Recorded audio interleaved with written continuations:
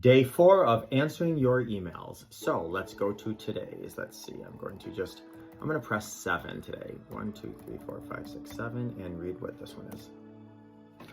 Dear Mr. J, how do you stop the feelings of rejection? I was rejected by my wife, and now I struggle with the feeling of rejected. Can you please talk about rejection? Okay. Rejection. So, off the top of my head, rejection is complex because it doesn't just affect one area of our body, it affects multiple areas of our body. I've read a study actually where rejection has some biological basis. So there, whether there's some genetic basis or biological basis you have to look into, you might have to do that. But here's the deal. According to Maslow's hierarchy of needs, we all have a fundamental need to belong, to feel wanted. And so when we're rejected, that actually hits us at a core belief that we don't belong, we're not wanted. And absolutely that affects us on a psychological level. Now, the thing with rejection is, because I always say certain things hit us at our core insecurities. With rejection in particular, what we wind up doing is we wind up going down a rabbit hole where we self-sabotage ourselves.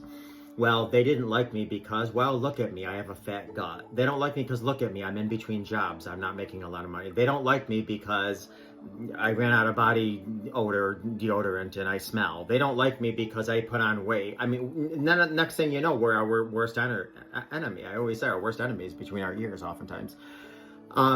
So a couple quick things off the top of my head. Number one, know that no one at the end of their life has ever escaped rejection. We've all experienced rejection, and we're going to continue experiencing rejection until we're 6 feet under. We get rejected romantically, we get rejected physically, we get rejected from professionally. I mean, rejection is a part of life. One of the wonderful things about rejection is, number one, you have to make sure you don't personalize it. You absolutely can't personalize it. I mean, I'll give you an example, and trust me, I've been rejected in so many areas so many times it's not funny. But I will say, one time I was very attracted to this person, went up and introduced, and I said, I was interested, whatever. They were not in any way, shape, or form.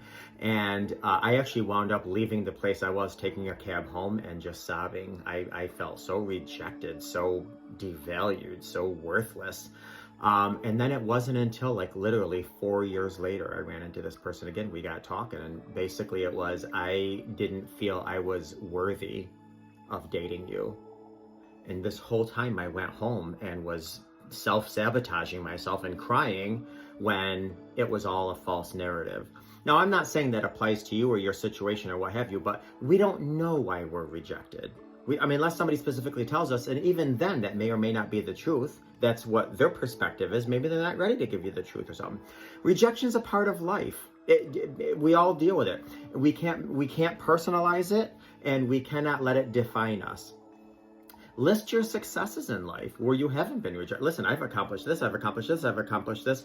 You cannot be everyone's be all and end all. I mean, you take anybody, holy crap, even Jesus himself, he was rejected by multitudes of people.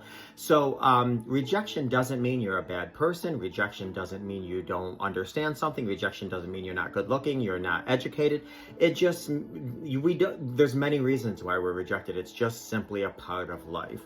But I urge you not to take it personally. You cannot take rejection personally. One of the things you might want to do, and I'll just end here, whatever you're feeling, let's just say you're feeling ashamed, you're feeling embarrassed, you're feeling anger, I would take those emotions and really write them down and think about each one. Okay, why am I feeling sadness? I'm feeling sadness because of A, B, C, and D. Okay, how can I address that sadness? Okay, I'm feeling embarrassed. When I was rejected, it was in front of a bunch of people. So how can I address this embarrassment? And then go down. And lastly, you know what? I always say things happen for a reason, but even if we can't make sense out of things happening for a reason, we can give our own reason for why things happen, and that's out of the lessons we learn from it. So learn a lesson. And I always say, if you go through something and you don't you don't learn a lesson, you pay tuition. If you go through something, I'm sorry. If you go through something and you don't learn a lesson, you pay a fee. If you go through something and you learn a lesson, you pay tuition. So rejection is oftentimes an inverted gift. Look at the situation, look at what you learned from it, and pay tuition for knowledge.